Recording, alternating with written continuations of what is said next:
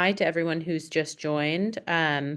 Welcome to the Salata Institute webinar today, Paying for Public Transit, very simple name.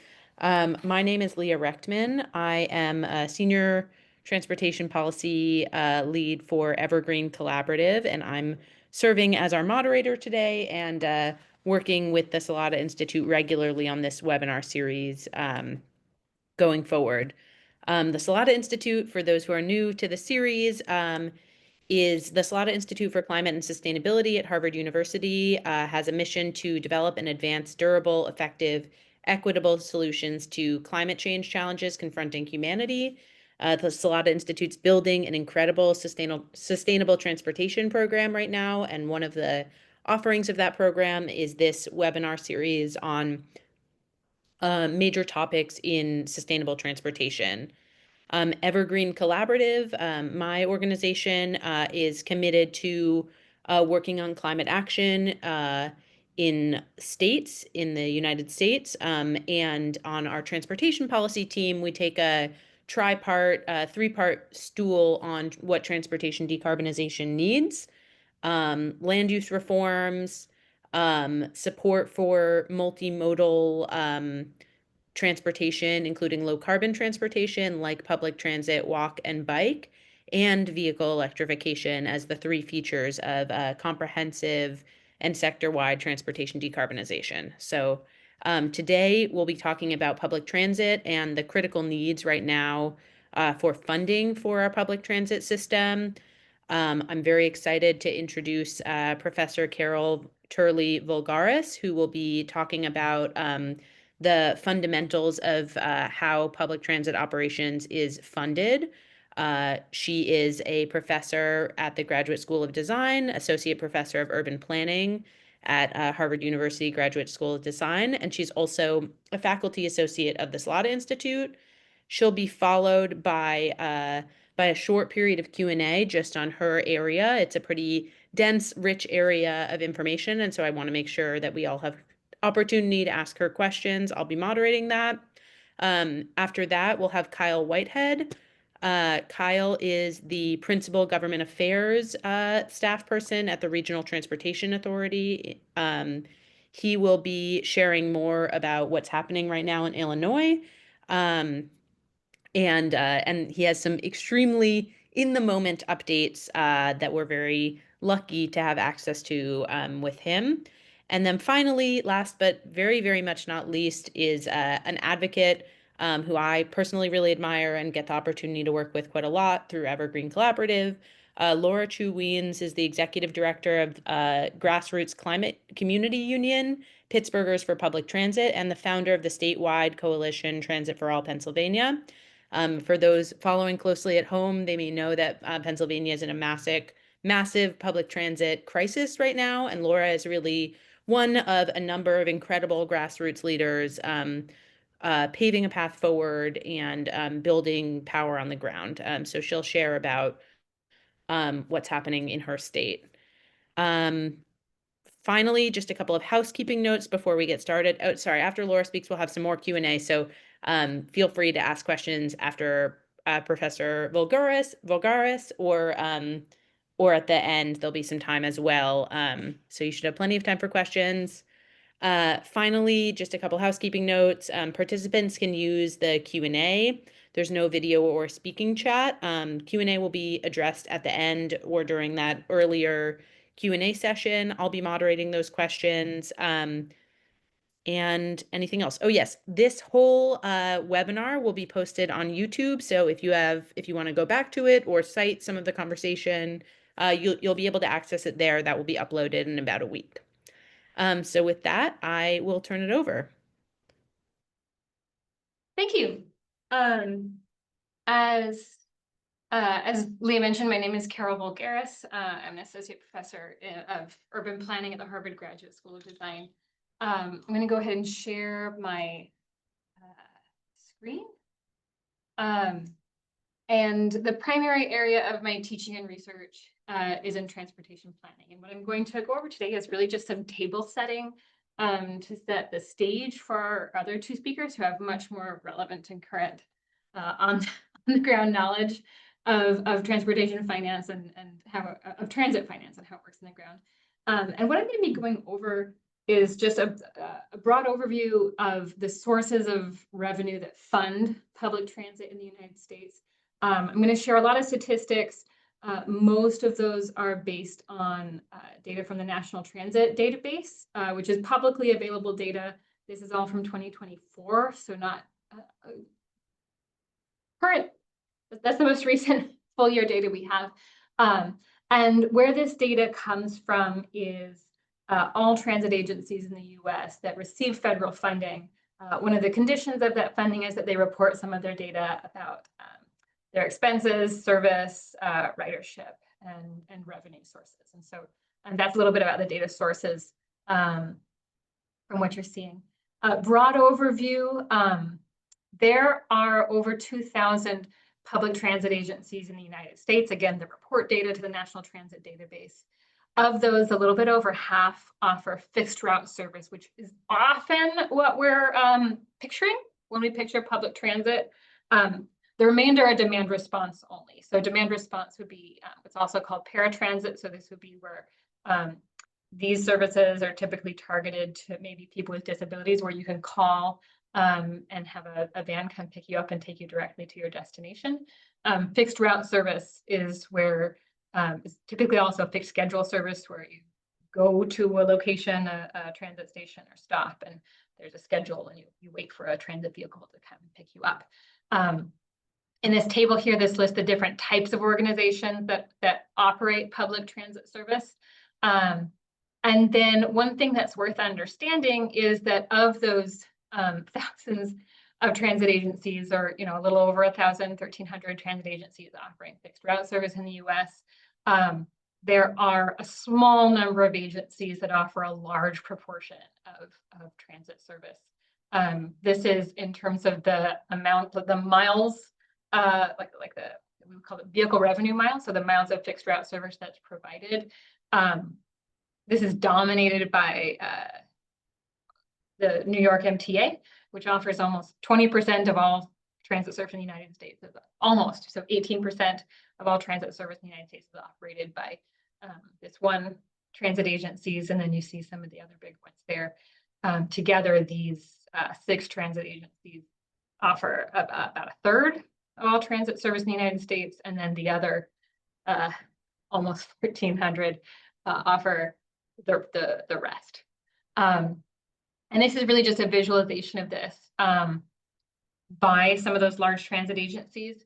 And then also talking about, when we talk about transit expenditures, differentiating between capital expenses and operating expenses. And the way these are categorized by the National Transit Database. So we can think of capital expenses as building things and buying things. So we can think of these as creating new transit service, although it's worth understanding that, and this differs from some typical accounting categories, the way the National Transit Database classifies capital and operating expenses is that maintenance of infrastructure falls under this capital expenditures category. And so the operating expenses would be things like, this is going to be dominated by the salaries of the people who are driving transit vehicles. But it's not correct to think that it's only the operating expenditures that are needed to keep a transit system functioning, because of the important role of maintenance in that capital category. And again, what you see here, in keeping with how much of transit service in the United States is operated by the New York MTA, you also see that most of the transit expenditures, not most, a large portion of the transit expenditure in the United States are on that one agency. And then it falls through. So on this next slide, talking about the sources of revenue that are used for both of these types of spending. For operating expenditures, there is a large reliance on fare revenue. And then what we could consider to be subsidies, so everything except for directly generated revenue. Even more so for capital expenses, but for both capital and operating expenses, the majority of that money comes from various forms of subsidy. In some cases, the transit agencies themselves have the power to levy taxes, to collect taxes to fund operations and capital expenses. And then in these bottom three, the purple, red, and blue areas of this chart, you can see transfers from, so subsidies coming from the local government level, from the state government level, and from the federal government. And so I'll talk about each of these revenue sources in turn, starting with federal funding.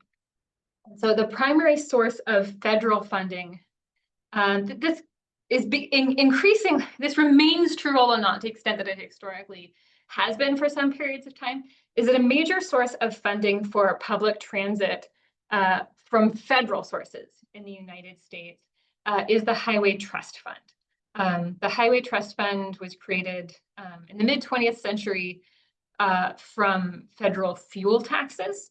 And under the Reagan administration in the 1980s, a portion of the revenue from federal fuel taxes that was going into the Highway Trust Fund was allocated to the mass transit account. So this is money that's available for federal funding towards public transportation. At the time, this was referred to as the transit penny. It has increased from 1 cent to the dollar, 1 cent per gallon at that time to almost 3 cents per gallon. And that's 3 cents per gallon out of 18.4 cents per gallon, which is the current level of the federal gas tax. You can't talk about federal gas tax without pointing out that it has not increased from 18.4 cents per gallon since 1993. And the purchasing power of 18.4 cents has increased dramatically since 1993. And so there's a little bit of a crisis on dedicated funding sources for transportation, for mass transit, and for highway spending. And what's nice about the Highway Trust Fund, and we'll come back to this in later in this presentation, is that it's earmarked for funding on transportation, and that the mass transit account is earmarked. It can be used for public transit, and it can only be used for public transit.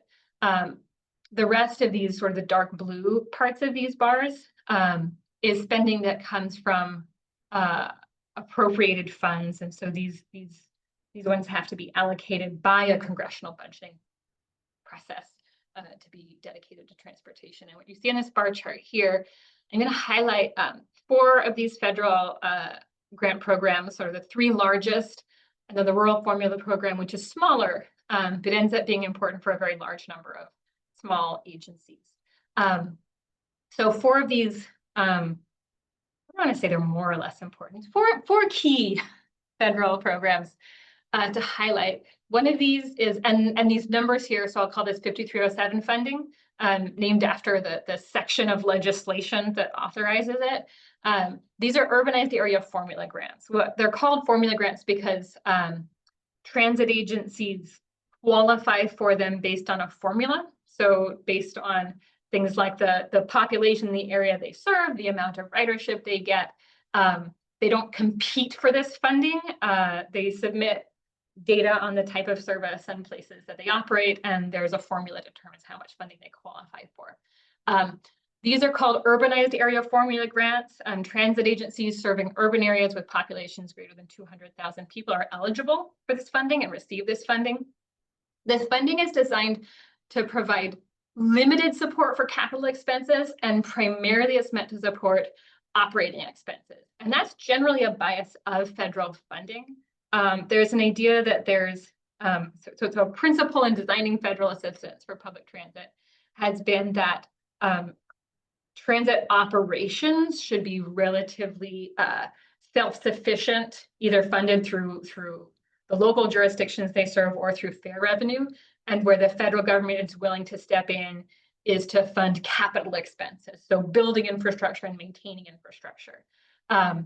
For rural areas, there's an understanding that rural areas need a greater level of assistance for their operating expenses as well, just because they may not have the population densities to be self-sustaining through fare revenues. And so 5311 funding would be the equivalent of 5307 funding. It's a formula grant program. This is for rural areas and smaller urban areas.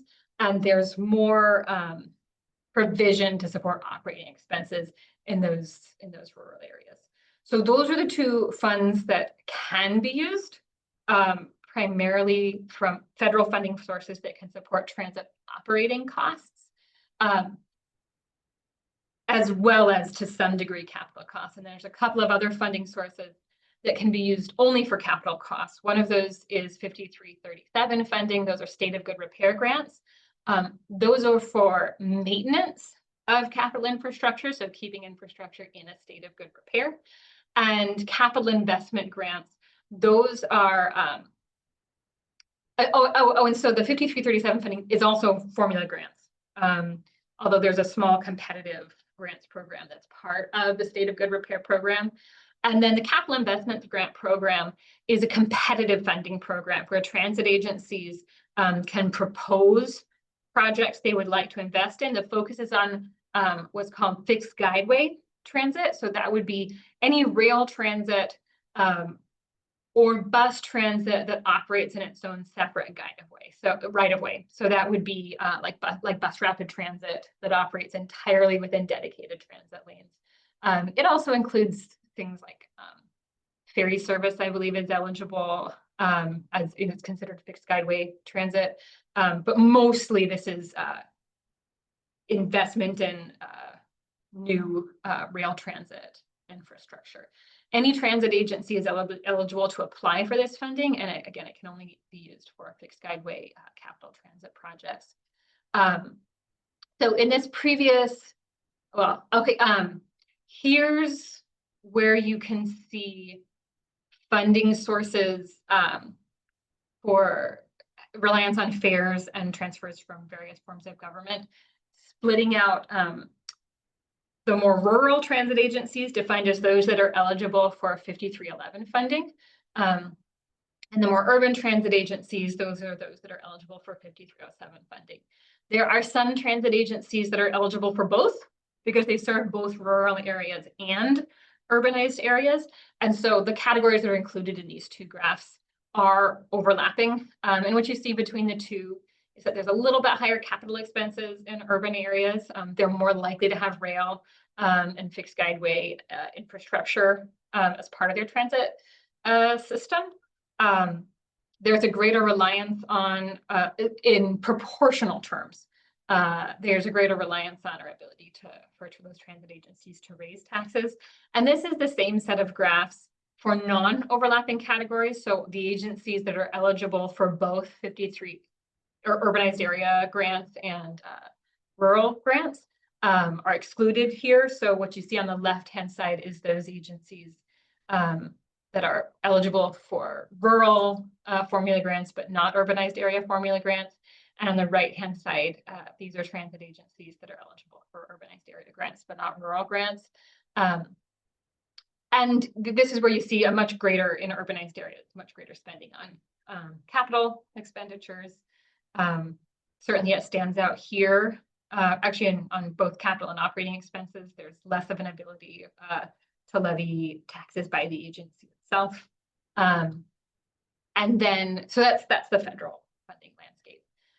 For state and local funding, before I dive too far into this, I'll point out the difference in the National Transit Database between full reporters, reduced reporters, and rural reporters. So full reporters are those that receive 5307 funding. Those are those urbanized area formula grants and operate at least 30 vehicles during maximum service periods. Those are the ones where we have the most detailed information because they are larger agencies. It's understood they would have more capacity to report detailed information about their revenue sources. And so a minority of transit operators are in this full reporter category, but a majority of transit service in the United States is from these larger urban operators. And the next few graphs that I show are just looking at that universe of full reporters. So not all 1,000+ transit operators in the United States.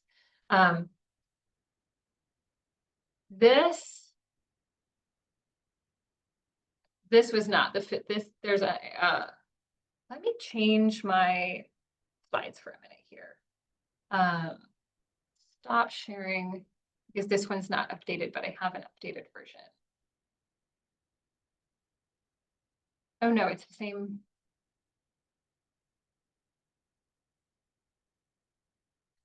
On both. Oh, wait, no, we're okay. Sorry. We'll go back to that. Okay, so what you see here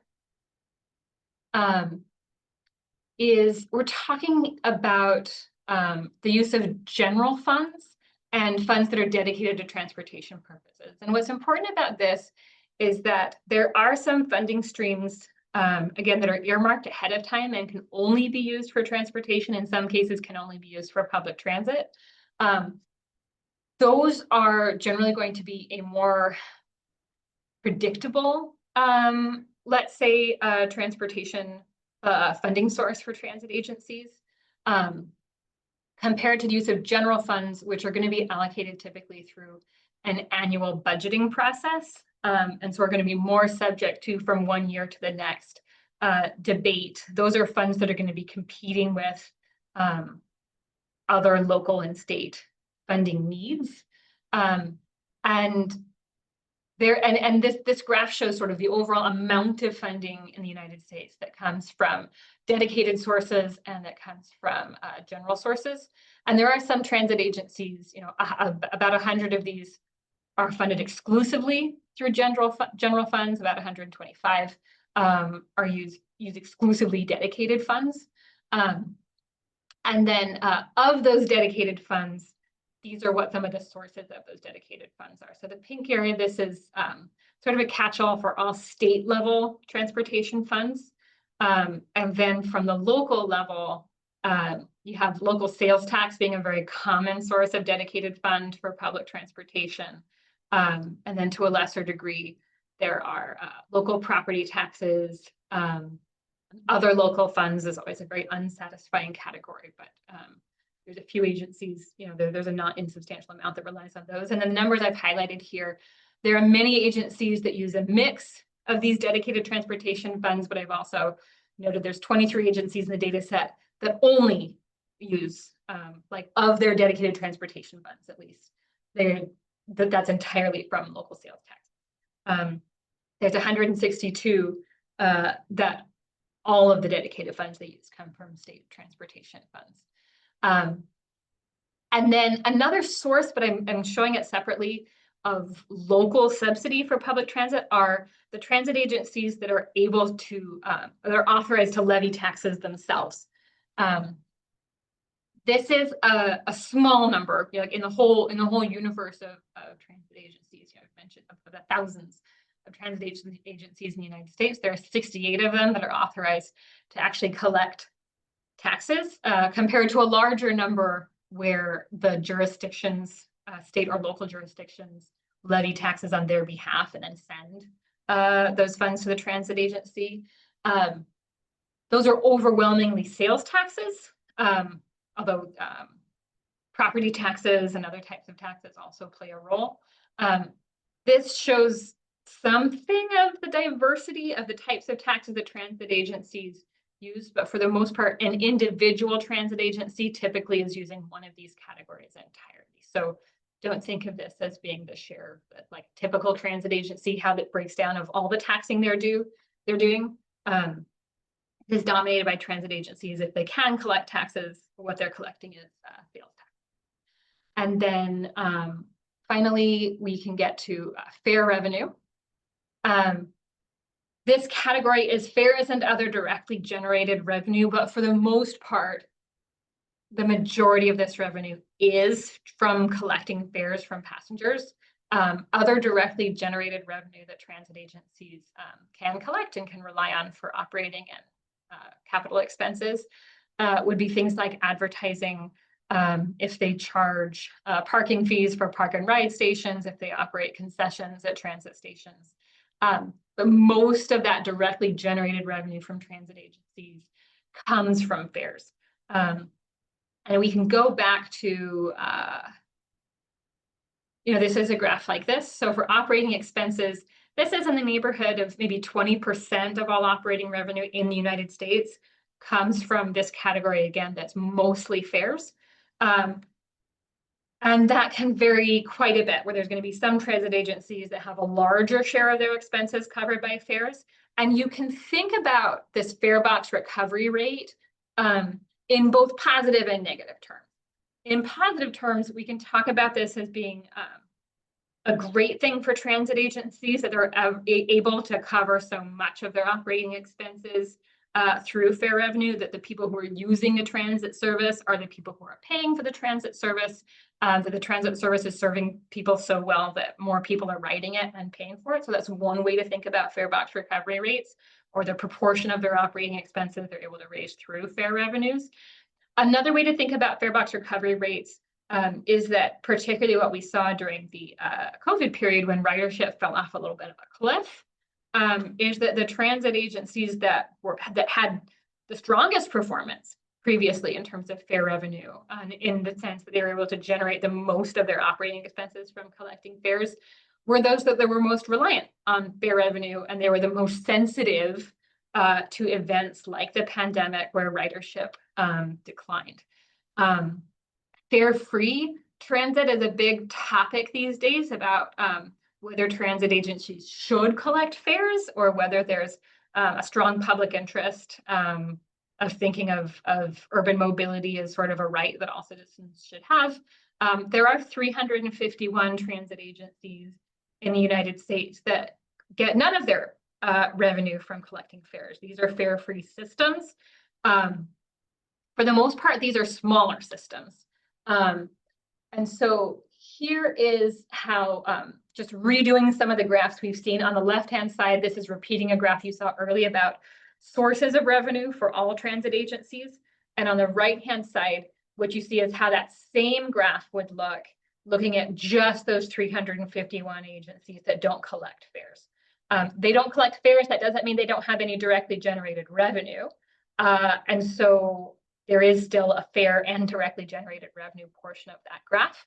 But as you would expect, it's a smaller proportion. It's also worth looking at, again, these graphs are meant to show proportions rather than amounts. But if you look at the y-axis, it's about 70 billion in total operating expenses for all agencies, and something less than 1 billion for the just those agencies that don't collect fare revenue. So these are not populations of the same size.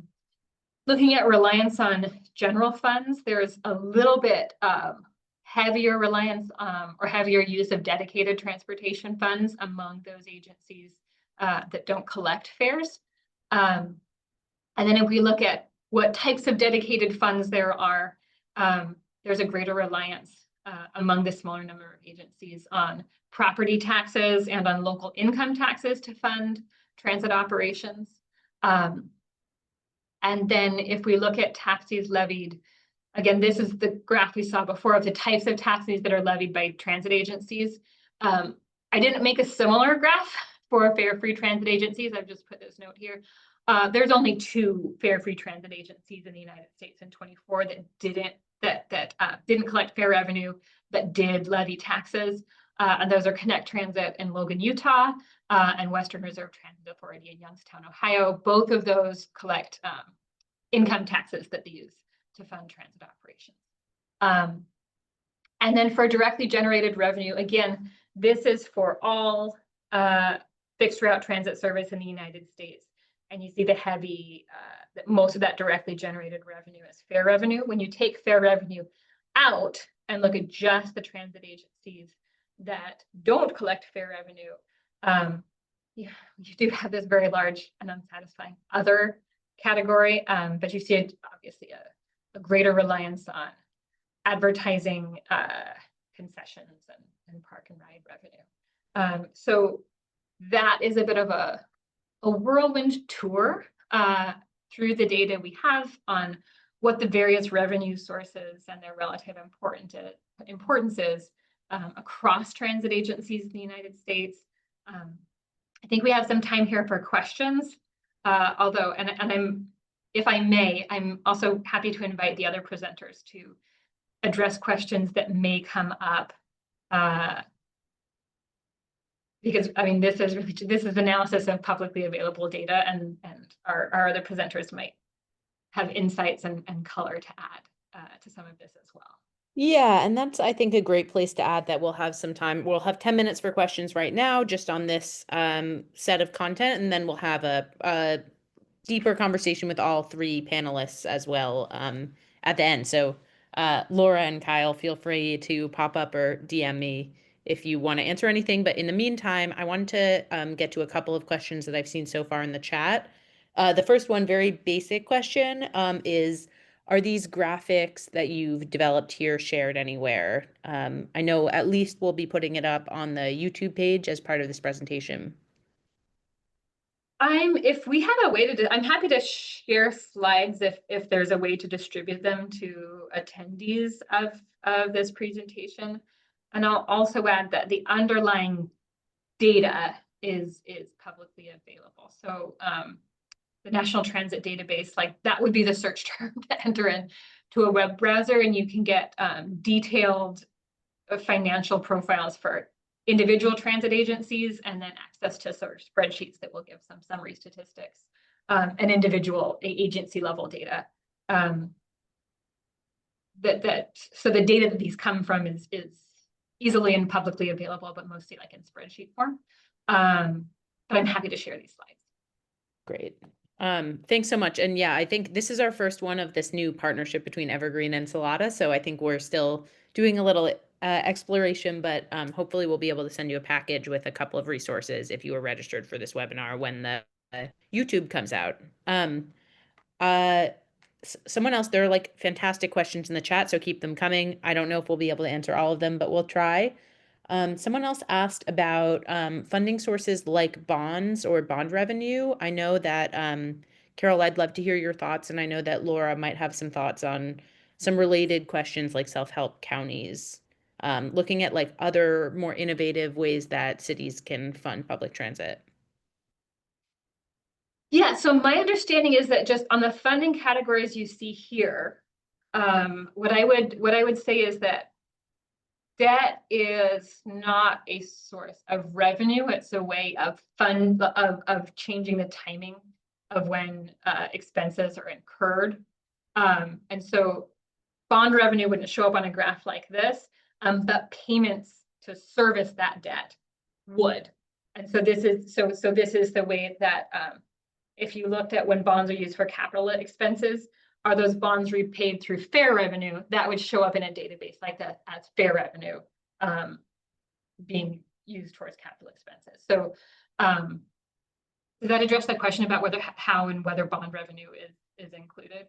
So the debt, like we wouldn't consider debt to be a source of revenue itself. We would consider it a way of changing the timing of when payments are made. Yeah, I think that's a really helpful distinction. Laura, do you want to come on camera and say anything about self-help counties right now? Because I think that's a sort of innovative model that I know they're exploring in Pennsylvania. I don't know anything about bonds. I don't know. Is self-help counties like being able to levy local taxes? I mean, Yes. we're trying to get enabling legislation in order to allow municipalities, which currently are preempted from raising revenue within the municipalities, to be able to fund capital needs. But that's currently, again, not available as a mechanism for our state transit agencies. Got it. Thank you. I also see a question here that I think is on a lot of people's minds as we think about paying for public transit. And I want to create some guardrails here that this is 501c3 activity, and we can't be, there's no sort of endorsement of any policy associated with any person. All that said, I'm wondering if you can characterize what makes for a good free fare system, successful free fare transit systems, if you see anything that supports that, or where you think that's appropriate. So I'll just sort of reflect in very general ways here, which is when we talk about transitioning to being a fare-free system, the worry and an argument against fare-free transit would be that if we're thinking about just foregoing fare revenue as being a reduction in revenue that's available for transit, that what do you do? Now you just have less money. And so that would mean spending less on transit.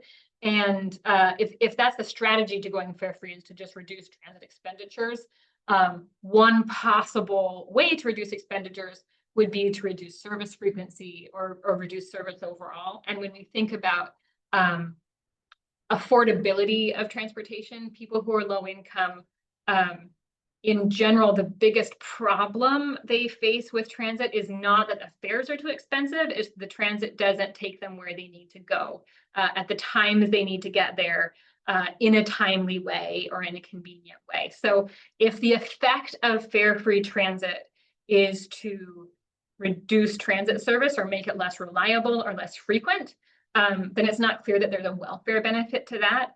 On the other hand, if a fare-free transit proposal is not a proposal to reduce transit revenue, but to replace fare revenue with another source, then that's a very different conversation.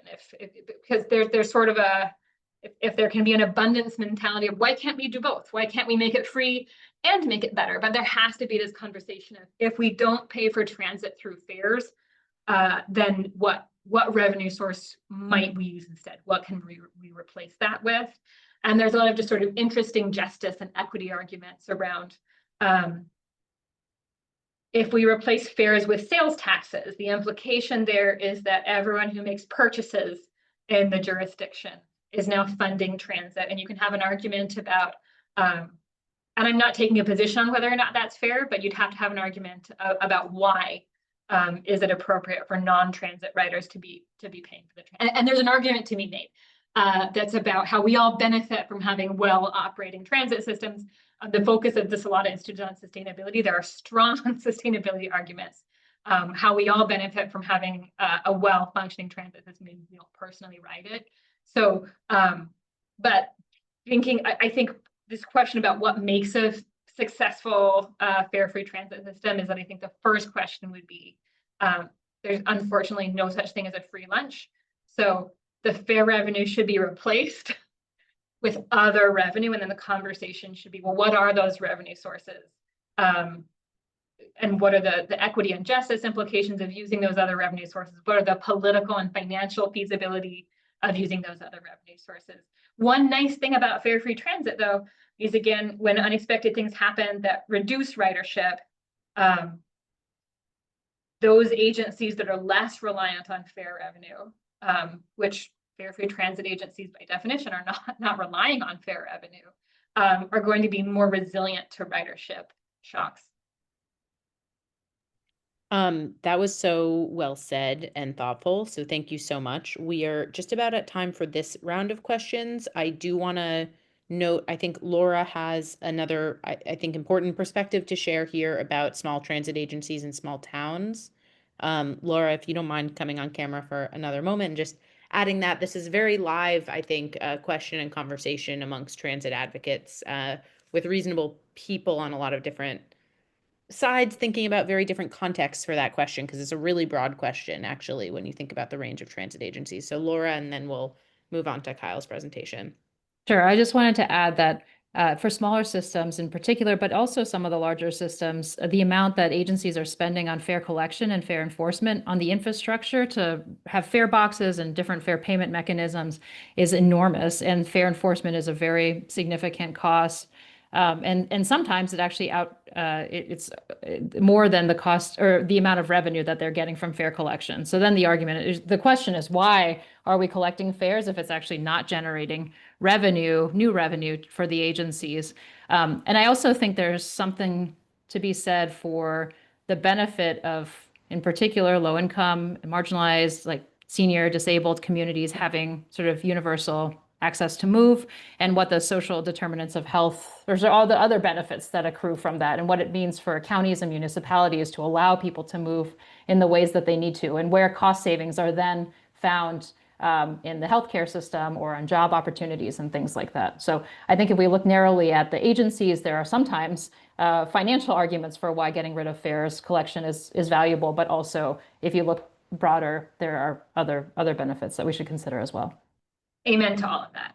Right. So I think in summary, there are a lot of different questions and considerations that go into whether a free fare system might be appropriate, depending on the percent of fare revenue that the transit agency relies on, the cost of enforcement, the extent of the transit service, and any potential impacts, and where that money would come from, among other things that Carole and Laura just said in a very articulate way. Thank you both so much, and thank you so much, Professor, for that explainer. I think we really need that in this moment. I want to move us on to Kyle Whitehead from the Regional Transportation Authority, sharing a little bit about transit fiscal cliffs and everything that's going on in Illinois right now, and in Chicago in particular.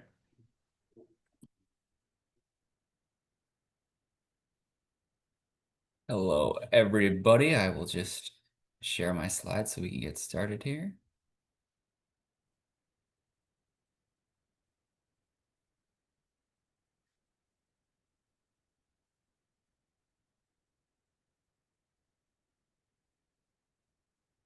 So good afternoon, Kyle Whitehead. I am on the government affairs team for the Regional Transportation Authority. We oversee the transit system in the Chicago area. So CTA, Metra, and PACE operate service in the city and the suburbs in Chicago. Before I get into the funding crisis we're facing in Illinois, which is quite similar to the crisis systems are facing across the country, especially big city systems, just talk a little bit about the value of transit and to climate specifically, which I know is why many of us are here. This is data from the Chicago area. Our MPO looked at, over the last 10 years, trends among emissions in the transportation sector. And it highlighted that contrary to other sectors, Illinois is making progress on the energy side, for example, with growth in renewable energy. Transportation emissions are actually going in the wrong direction. So we've seen an increase in transportation emissions. Illinois transportation is the biggest contributor to emissions at the state level. And transit is central to that solution. I'm sure we have some friends in the electrification space on this webinar, and I know that it will be topic for future webinars, but I always like to stress that there is no way to create a truly sustainable transportation network in major metro areas without transit ridership growing and getting more people to ride public transit. So in Metro Chicago, cars, passenger vehicles, cars and trucks make up about 60% of the transportation emissions in the region, while less than 2% of emissions are coming from transit vehicles. We've had a lot of conversation in Illinois about electric buses, and the state legislators have passed a mandate that that our bus fleets go electric, and we are supportive of that and trying to meet that goal. But what we remind them is, transit is inherently a positive for the climate because we are taking or keeping cars off the road by getting more people onto buses and trains. So a crowded bus or a crowded train is a net positive, even if right now it's being run with diesel fuel. So the fiscal cliff that we're facing in the Chicago area, again, the dynamic is similar in major metro areas across the country, but the timing is, varies depending on how much relief funding during the COVID pandemic each system got, and then how quickly they spent that relief funding down. For us, this year, 2025 in Illinois, has long been seen as a really critical pivot point. So I think, as folks know, ridership dramatically dropped off during the early stages of the pandemic with so many workers staying at home. It has gradually grown since then. We've seen double-digit ridership increases in Chicago in each of the last 3 years. So we're definitely moving in the right direction. But we've been able to sustain service because we've had the support of these federal relief funds, which were initially granted across two pieces of legislation in the first Trump and Biden administrations.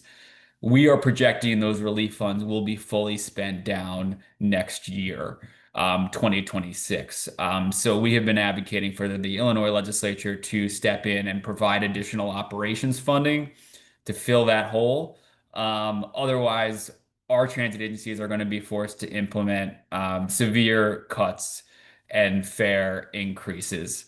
What we're seeing is more than 90%, 95% of people who are riding transit pre-pandemic are back riding. But many of them are not riding as often as they were. So with more people working remotely, more people working in a hybrid environment, and this includes myself. I'm in my home right now. I'm riding transit two or 3 days a week, whereas previously I was reliably riding 5 days a week, right? So that means a drop in revenue for the transit agencies. For the last few years, the federal relief funds have helped fill that gap, but they're going to be spent down. So now we need the state to step in and fill that gap. Otherwise, we'll be forced to implement service cuts, which will spiral ridership down further, and really put the system on a negative trend over the long term. So, right, our legislators are actually in session right now discussing this issue. The way the legislative session works in Illinois, there was a long session in the first half of the year that went from January through May. And now we're in an abbreviated, what they call veto session in October, with an opportunity for them to take additional action. But the short story is, legislators have not yet been able to agree on sustainable funding and reform. So we are moving forward with planning for cuts next year because we don't have any funding certainty in Illinois. We project the gap is going to be $230 million in 2026, and it'll grow to more than $800 million in 2027 once all the relief funds are spent down.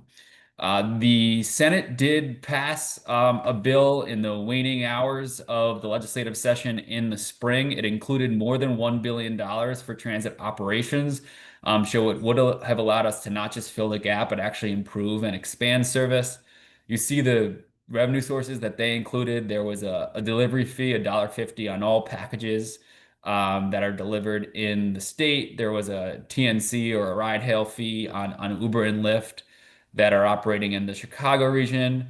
And then a real estate transfer tax, with the theory being that, properties that are located near transit are benefiting as a result of their value and trying to capture some of that value to operate the system. That Senate bill that was never called for a vote in the House. House leaders said they did not have time to review and discuss the revenue options. So it stalled in the spring session. Just yesterday, last night, the House came out with its own proposal, which was discussed in a hearing this morning. And you see a list of revenue sources that are included in that legislation. Our team is still studying this bill. It's a 1,000-page bill that was just released last night.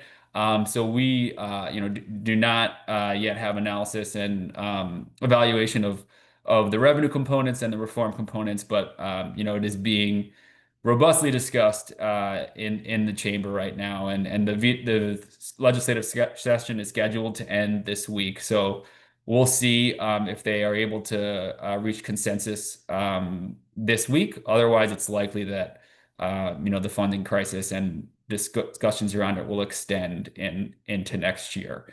In Illinois, reform has also been a big part of the conversation. There are some advocates and some legislative leaders who are interested in doing some restructuring of the transit system. So that is another component of this that is still under discussion. Now I'll just look at a few peers and how they have dealt or not dealt with this crisis. And I think it's important, and Laura highlighted in this and Carole as well in their talks earlier, to realize that this problem that we're facing in Chicago is really unique to the largest transit systems in the country. So these are systems that do not get ongoing support for their operations from the federal government. They are forced to rely on fares to cover a large portion of their operations. So therefore, they're most vulnerable to the disruption like we saw during the pandemic, and they're facing these major budget gaps as a result. So New York was really the first to act, as we talked about, by far the largest portion of transit trips in the US are happening in New York. New York had an existing what they call payroll mobility tax on large employers in the New York City area. They increased that tax in 2023, dedicated the funding to transit operations, and that resolved their fiscal cliff to avoid cuts in the near term. There's also some unique aspects to New York in that they have access to toll revenue from bridges and tunnels. So there was an increase there as well. And then, like many other systems, as part of this negotiation, they committed to a fair increase that helped raise additional revenue. I think there was a question about congestion pricing. I know as a longtime transit advocate myself, congestion pricing is really the holy grail when it comes to transit funding and policy, generating new revenue, but also helping incentivize people to ride transit and grow ridership. In New York, all of that money is going to capital projects, a huge need for them. So it is not used to solve the fiscal cliff, but definitely helps provide long-term fiscal stability overall for New York's transit system. Boston, MBTA, looking at what happened in Massachusetts. So, they were facing a crisis of similar scale. And the revenue source that has gotten the most attention there to help prevent cuts, it's fair share revenue from a millionaire's tax, progressive income tax. And they have dedicated a large portion of that revenue to transit operations to help avoid cuts on the MBTA. The challenge there is that fair share revenue is negotiated on an annual basis. It can be used on both transportation and education. So it's not known, at this time how much money they're going to get for transit in 27 or 28. So they don't have long-term commitments or stability, but they were able to avoid cuts in 2026. I know we have Laura coming up next who can talk more about this, but we also looked a lot at SEPTA as a peer system, and they have been deep in this crisis over the last couple years. Because the legislature has been unable to act, they started the process of implementing really severe cuts. Riders started to suffer. You start hearing stories of nurses who can't get to their shifts at the hospital, parents who are worried about how their kids are going to get to school. Um, they have kind of a stopgap solution in place now where they're flexing capital funds to operating to avoid cuts over the next 2 years. But these are funds that the system needs for capital maintenance, right, to maintain infrastructure and equipment. So it potentially leaves the system vulnerable to issues moving forward on the capital side, and they still need to identify sustainable funding to ensure that service can be maintained and improved in Philadelphia. Just some takeaways from Illinois and from the other states that we looked at. The range of action varies. So some have taken shorter term action, stopgap funding. Other states, other systems have looked more aggressively at long-term stability, but almost everybody has more work to do in order to obtain sustainable funding over the long term. It's really critical to build consensus around the statewide value of transit service. Like a lot of other issues, this inevitably comes a city versus suburbs versus exurb debate and conversation. So we spend a lot of time reminding legislative leaders in the suburbs and elsewhere in Illinois about the value of the transit system. This is not just benefiting major urban areas, it's benefiting the entire state and the entire country. And then finally, I would just add that we can't look at transit systems in a vacuum. We need to look at transportation policy overall. Yes, we need to continue to invest in public transit, but if we continue to build and expand roads and make it cheaper and easier for people to drive, we're not going to be able to draw people to the transit system and increase ridership. So we need to look at, demand on our roadways and within our transit space and strike the right balance in order to make progress on climate inequity and public health issues within the transportation sector. And that's it for me for now. Great. Thank you so much, Kyle. And I'd love to move right to Laura. Thanks, Laura.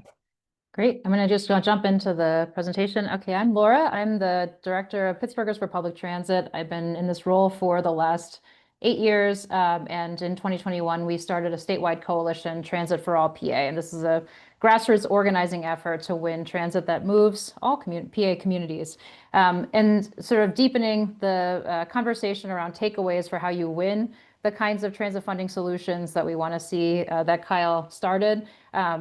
What we know as organizers is that you can have the absolutely most right and the best solution, but if you don't have power, you don't win it, right? Like you still can lose. So just quickly on the state of affairs in Pennsylvania, before I talk about some campaign lessons that we've learned from our statewide organizing in the last couple of years. We have in Pennsylvania a transit context in which we have a Democratic governor, a Democratic Pennsylvania House, and a Republican Senate. That's really, I think, a one-vote majority in the Pennsylvania Senate. Public transit has been flat funded by the state for over 10 years. There was a passage of a bill in 2013 that did provide new funding for public transit dedicated from the Pennsylvania Turnpike. And at the time, it was understood that that was not going to be the full solution. It was supposed to buy enough time for a better solution to be negotiated. But of course, nothing happened over those 10 years.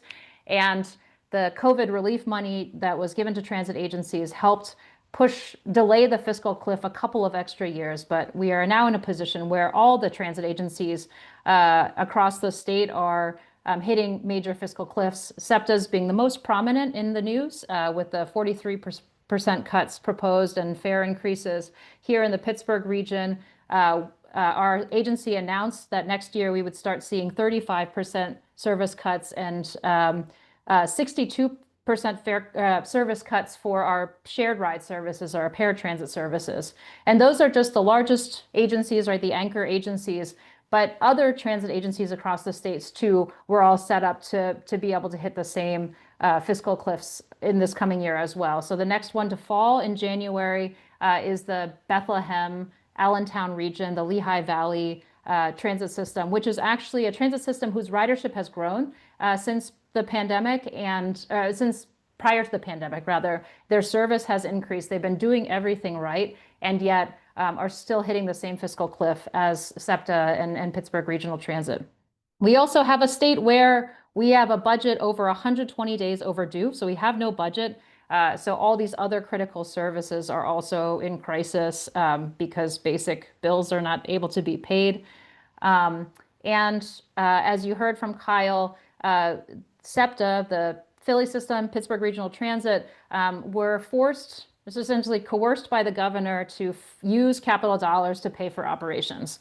We've been very clear that we think that that's a bad idea, and it was made explicit when very recently the FTA sent a memo to SEPTA saying that their train cars are catching fire spontaneously. They are not in a state of good repair, and that their whole rail system, the suburban rail system, has to be benched unless it can be repaired or replaced.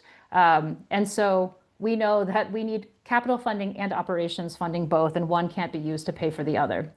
So what's at stake for us at this moment is that at least 7 small fixed route transit systems are going to experience cuts and fare increases by 2027. This maneuver to move capital to operations does not buy us a 2-year window for getting new funding from the state because all these other agencies are also still at risk. We also know that there's a statewide $70 million shared ride operating deficit. So all regions, all counties in Pennsylvania have some form of public transit. For many regions, that is in the form of shared ride or paratransit service for disabled and senior populations. And that critical lifeline service is experiencing this massive fiscal cliff that's going to hit beginning next year. There's a huge state of good repair backlog, not just for Pittsburgh and Philadelphia. Someone noted recently that our transit systems, many of them were built before Colorado was a state, and so a lot of them need a lot of repair. And there's currently no plan to backfill the capital budgets that have been cannibalized for operations.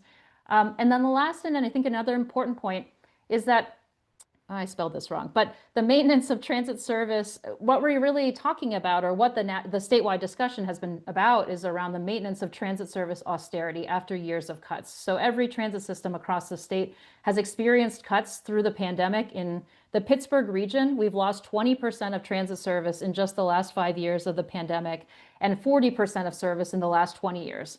And so that's a tough thing, and I'll talk about this a little bit more in like lessons learned, but we're not here just for that, right? We're not fighting to maintain our austerity level service. Okay, grassroots organizing. So who we are, Transit for All PA, we're a statewide coalition. We came together in 2021 with a platform, a Transit for All PA platform that hundreds of riders and workers ratified collectively, laying out both goals around funding and other state policy needs, and the kinds of revenue sources that we wanted to see fund transit.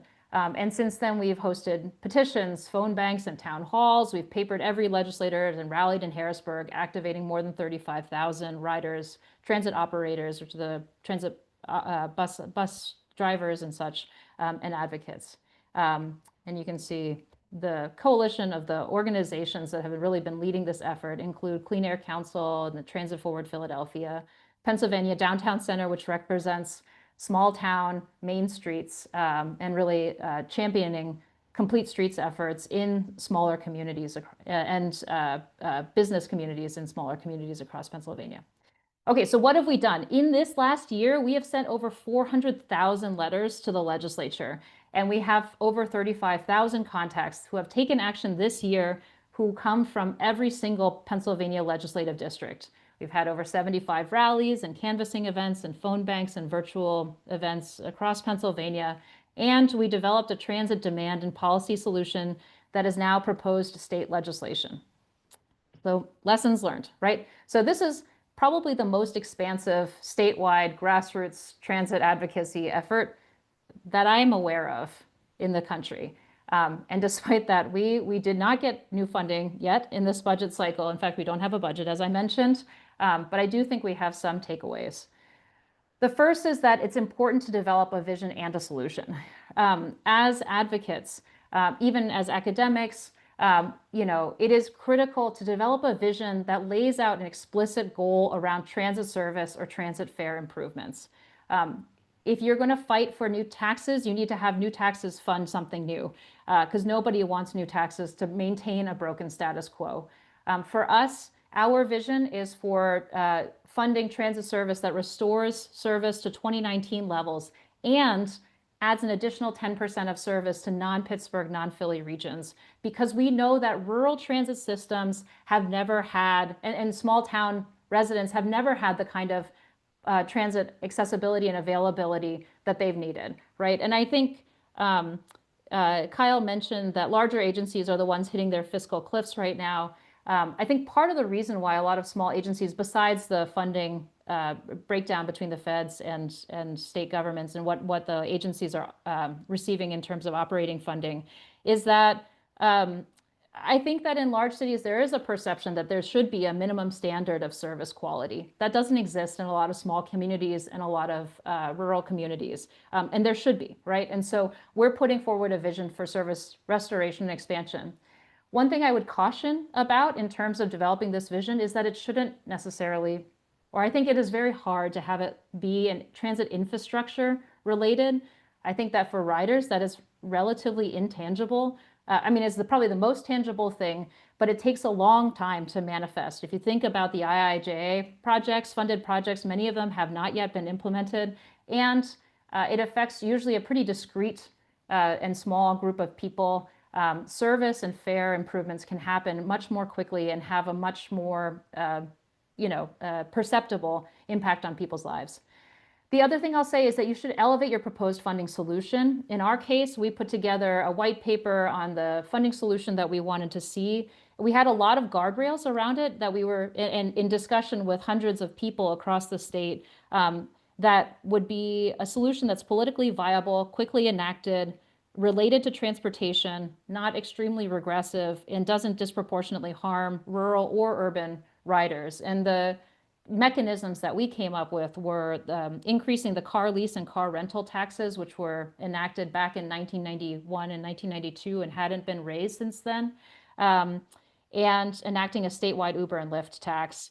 We actually considered the delivery fee, as Chicago did, but rural residents and disabled residents actually spoke out against that, saying that they would be disproportionately harmful to them. And the funding solution has helped us build an enormous amount of credibility. It gives legislators something to champion. It ensures that your funding solution is aligned with your values and has a plan that's supported by your constituents. And when we say transit for all PA, we mean it, right? So the other thing I would just say is really important is that we have to talk about rural and small community transit. In Pennsylvania, there's only one state funding pot. Well, there's primarily one state funding pot that moves us all. So in order to have a truthful assessment of how much new revenue is needed, we need to have a demand that reflects all transit riders everywhere, right? We need to be actually asking for the full amount of money to serve all regions. Dividing big cities from small communities is bad politics, right? We are here in the situation where we are now in Pennsylvania because sort of anti-transit politicians constantly say that funding transit is a giveaway from rural constituents and small town constituents to serve urban residents. And that's not exactly true, but it's partly true because our funding formula really gives a lot of our state funding for transit to SEPTA, frankly, arguably at the expense of everywhere else. But we do need to lift up the voices of people and communities across the state to say, actually, we need and we deserve transit funding too. And this is a conversation that all of us should be invested in, all legislators should be invested in.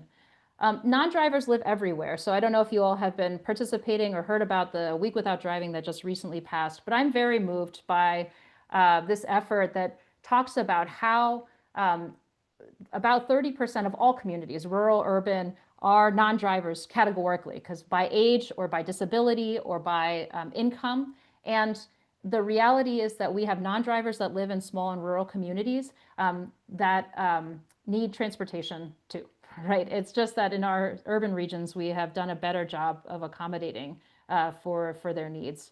And the last thing I'll say is that small transit agencies are not articulating a vision to provide the service that transit riders need in their communities, because there's a lot of incentives for them to postpone or to cut service instead of voicing a need for more funding. They're oftentimes competing with other providers to keep the service, and so they don't want to be outbid. They're oftentimes interacting with hostile legislators.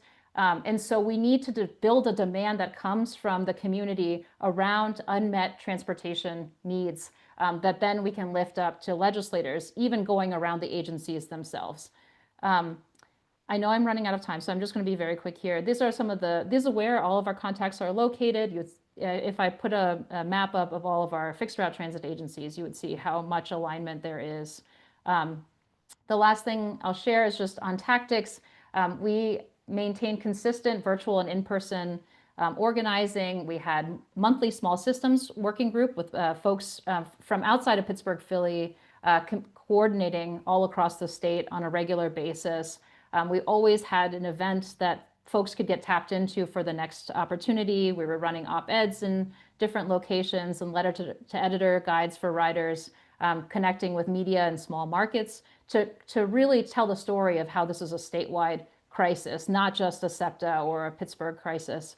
And there was just a lot of fun, creative tactics, especially in the big cities. A lot of shout out to our comrades in Philadelphia who got a pretzel factory to use cookie cutters in the shape of buses so that they could give out bus-shaped pretzels at Phillies games. There was there's some like kind of dance event around for transit. They had runners running along canceled bus lines and stickering up all the stops. They had bikers doing the same with art builds. But it's been a really exciting and joyful effort where we've done tons of different tactics all across the state to get to where we are now. And I'll stop here. Laura, thank you so much. And I'd like to invite all of the panelists to come on video at this point for a couple of, we have some great questions in the chat. If you have additional questions, you have a minute or two to shoot them in, and I'll try and incorporate them. The first question that I wanted to give you all an opportunity to answer, and maybe this is more for Carole, but very open to everyone, is whether there are models from other countries for funding transit operations where they're doing it better. I'm the academic in me is very hesitant to say better or worse. So this is a better question for the practitioners and advocates. But what I would say is that you without being sort of American exceptionalism, the United States is somewhat unique in terms of the number of different cities and the relatively limited federal role. And those two things are really closely related to each other, because there are many countries where the population is dominated by one or two very large cities. And so they're able to make a better case for like a strong national role, and national government is able to do things that local and state governments can't do, like issue debt. I mean, municipalities can issue debt, but not at the same scale. And so, and also the level of sort of the decentralized nature, sort of the federalist form of government where we have states have a lot of individual autonomy, and there's a limited ability of the federal government to enact sort of national policies across all states. So it makes it difficult to make those comparisons. And so we can be nostalgic about saying, you know, why can't we be Singapore? Why can't we be, you know, even Canada? But the political system that enables certain levels of like national involvement in transit is so different that it's hard to say that what's done in other countries is necessarily replicable. One thing, you know, congestion pricing, I think, has come up a little bit, and particularly in the questions, that is an example of something that has been done in other international contexts, you know, notably in Stockholm and Singapore and London, that has more recently been introduced in the United States. That's an innovation that now we have imported and begun experimenting with, and there's been conversations around how transferable it is to the US context. You know, there's been conversation around, you know, maybe Americans are uniquely car dependent, and so they don't have choice to opt out of congestion charges, and that's an open question. But that might be one example I can come up with of like a dedicated source of transportation funding. I would also say that we don't necessarily have to look internationally. There are locations within the United States that have been quite innovative. I'm going to talk about transportation finance rather than just transportation finance more broadly, rather than just public transit finance. And the ability of like small and medium-sized cities to experiment with unique ways of paying for transportation. And Oregon comes to mind, which is, I don't know if I should say surprisingly, because that sounds maybe like I don't expect enough of Oregon, but a lot of transportation finance innovation, including in 1920, Oregon was the first state to ever introduce a fuel tax. They have these kind of really unique transportation utility fees that exist in multiple states, but are much more widely used in Oregon than in other places. And Oregon has the longest experience with mileage-based user fees, where they're able to begin to replace gas tax revenue with what at this point is an opt-in system where drivers can track the amount of driving they do within a region, and potentially even on roads that are governed by a certain jurisdiction, and pay directly for their driving. And that could have the potential to be an extremely customizable source of transportation specific revenue that could be earmarked for transportation services. So there are interesting innovations happening both within and beyond the United States. And now is the moment for thinking creatively, although any of these, getting really creative is something that is extremely necessary in times of crisis, but the moments where you have time to experiment is not the moment of crisis. And so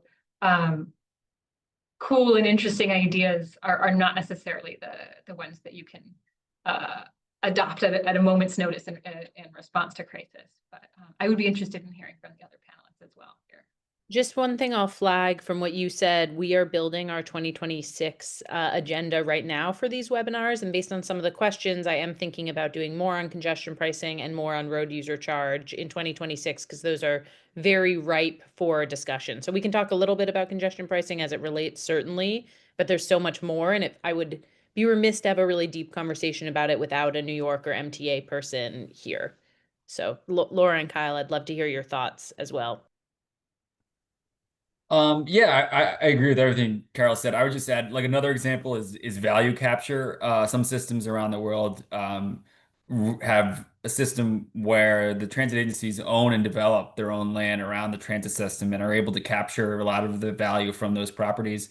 We have a real estate transfer tax. We are seeking the ability to partner with private developers, but because of the local control principle that kind of Carole was getting at earlier, it's difficult for city systems to be too aggressive in that space in the United States. And one thing that frustrates me, people often go off to European cities and they come back and, why can't our system be more like Paris or Barcelona? And in these cases, these systems are benefiting from being located in cities that were built a long, long time ago, not around the car, right? So transit is really connected to land use and density. And if you've ever tried to drive in downtown Barcelona, like it's much harder than even it is in downtown an American city, right? So we also need to look at how we're developing our urban and suburban areas to make them more conducive to transit.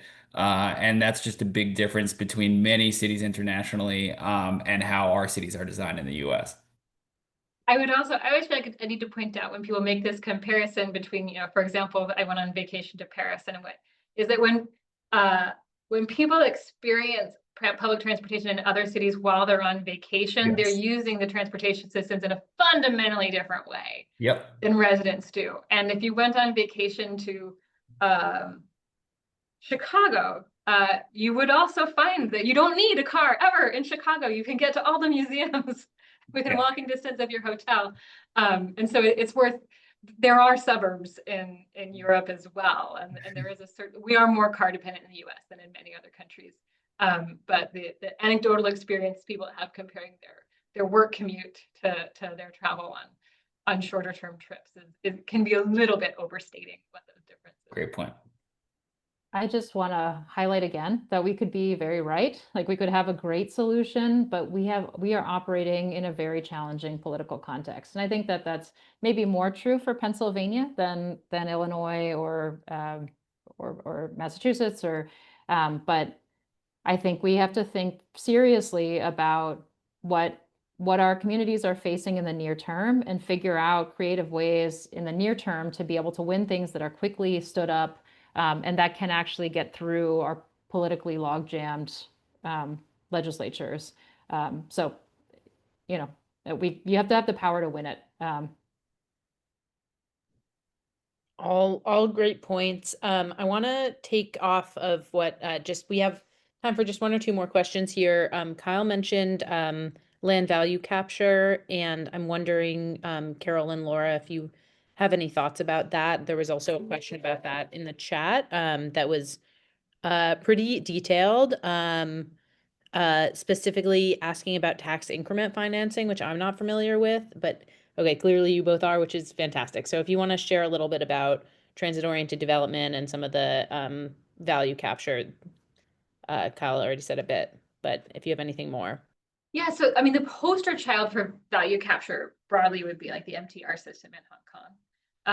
And this would be the sort of thing that kind of was referring to where the transit agency owns a lot of land, around transit, and that land becomes more valuable when it's served by transit. And so there's this nice synergy. If you look at the history of transit development in the United States in the early 20th century, this is how Los Angeles had this extensive Pacific Electric streetcar system, where Henry Huntington was both a rail magnate and a real estate developer. And he was able to make a lot of money on real estate by knowing where he was extending rail lines to before anyone else did. Some of the purpose of, the initial development of the New York City subway was to open up North Manhattan to land development. So the connection between public transit and land values and land development it goes back many years. In the tax increment financing is based on this idea that public transit, and this is particularly understood to be true for fixed guideway and especially rail transit, is that it increases the value of the land around it. And so the theoretical basis for it is that prior to beginning work on a project, you make projections about what property tax revenue would be if you don't build anything. And then when you do build something, you expect property values to increase. And the amount of tax you collect in excess of what you believe you would have collected without that rail investment, that can be used to service debt that was used to finance the system.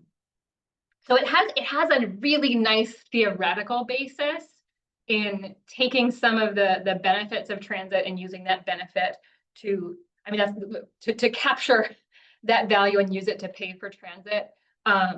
Lauren Fisher at University of Buffalo has done some really interesting work on the use of land value capture for funding the Kansas City streetcar. And that work has pointed out also sort of the political feasibility piece of tax increment financing, which is that it typically has to be approved by a subset of voters within a tax increment district. And so the ability to do this varies from state to state and from region to region, but for better or worse, the boundaries of that district can be drawn in such a way to reduce the number of voters that have to approve a tax increment financing plan. And so you can put a financing system like this in place, gaining support from only those who potentially live closest to the new infrastructure, which can have some sort of political feasibility advantages as well.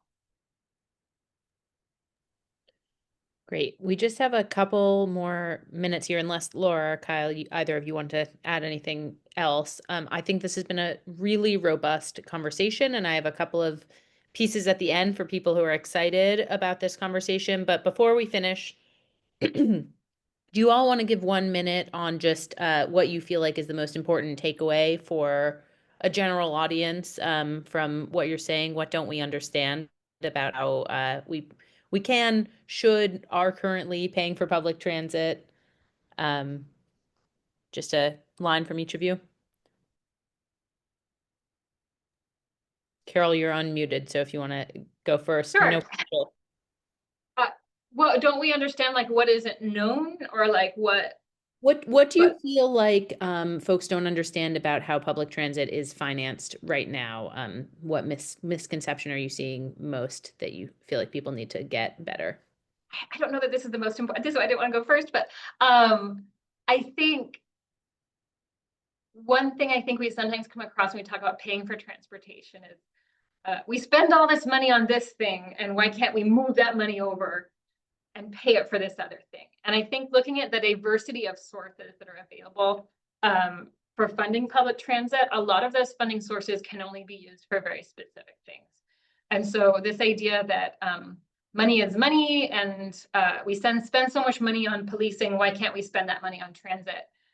The funds that are available to fund other public services, to fund parks, to fund schools, to fund police, even if you may have opinions on whether that's too much or too little, in many cases, those funds aren't available to pay for other things. Or you'll hear conversations about why did we spend all this money building this brand new rail line out here when we are not maintaining the system we already have. I think I understand the frustration there, but in many cases, the immediate practical answer to that question is that there's money available for capital investment that can't be used for operating expenses. And so I think that's an important thing to understand that it itself is frustrating, but it maybe can give us more specificity into exactly what it is we can be angry about. Yeah, I don't think that's a small thing. I think that is foundational. Thank you for sharing. Laura? Yeah, I think just recognizing we're talking about paying for public transit, I think I would love for us to have more conversations about what are the costs of not paying for public transit, because I feel like it feels like such oh, we're begging to, extract this tax money, but the consequences are so severe to our communities and our economies and the health of our families, and that it shouldn't be a question because the ledger falls so heavily on the side of funding public transit. We also didn't talk a lot about highways, but it's not that there's not money available at the state and federal level. We just have chosen as a nation to fund highways and highway expansion at the expense of funding any other forms of transportation. Unless we overcome that, we're going to have to continue to look for funding sources at the margins to be able to add to the pot rather than reallocating the funding. And yeah, I think those are some of the key takeaways I would offer. Yeah, thank you for your point about highways, Laura. That was what I was going to say in terms of transit and transportation financing. One thing that frustrates me is I think transit agencies folks are comfortable demanding a lot of efficiency and accountability of transit agencies, and our agencies should deliver that. We should strive to be more efficient. But when you actually look at the data, like transit agencies already are quite efficient, and in almost all cases have been operating on very limited budgets for a very long time. And we are not demanding that same efficiency and accountability on the highway side. Nobody's looking at a highway project and evaluating the impact 10 years later. Did that actually relieve congestion when we built another lane? Like, I can tell you the answer. It's no. But nobody even asked that question. Nobody's studying that and bringing that information to lawmakers. And they're much more comfortable saying, where are you cutting the red tape within your transit agency? And then they'll be at the ribbon cutting when they're expanding the highway the next day. So these two things are very much related. And I think in the academic space, in the policy space, in the advocate space, we need to focus on that integration and bring that analysis forward. I'm sorry, I just will add one more thing, is that I think we are in a very particular and perilous time too, where budgets are such weapons for withholding budgets as a weapon, a political tool, and budgets that are to service basic needs. We're experiencing at a state and federal level. And I think that unless we can overcome that process too, and not have that be the mechanism that our politics are playing out, then we're really in trouble for funding services. Yeah, Evergreen is actually working on a cost of highway project research paper right now. So there will definitely be a webinar on that because that's my main area that I Awesome. focus on. So stay tuned for the folks who are still on the line. And then the only thing I'll say in wrap up is huge thank you to the three of you for being our first version of this partnership. I really, really appreciate it. Bottom of my heart, this has been a fantastic conversation. And for those who are still tuned in here, November 19th, we'll have another session similar in some ways to this, but extremely different, called Paying for Electric Vehicles. So stay tuned, log in for that. You will get an email about that soon. And thank you everyone for being here. Really appreciate it. Huge thanks to Beverly and Zoe and Jason, Dr. Jason Beckfield as well on the Harvard side for making this happen. All right. Thanks everyone. Bye. Have a good day.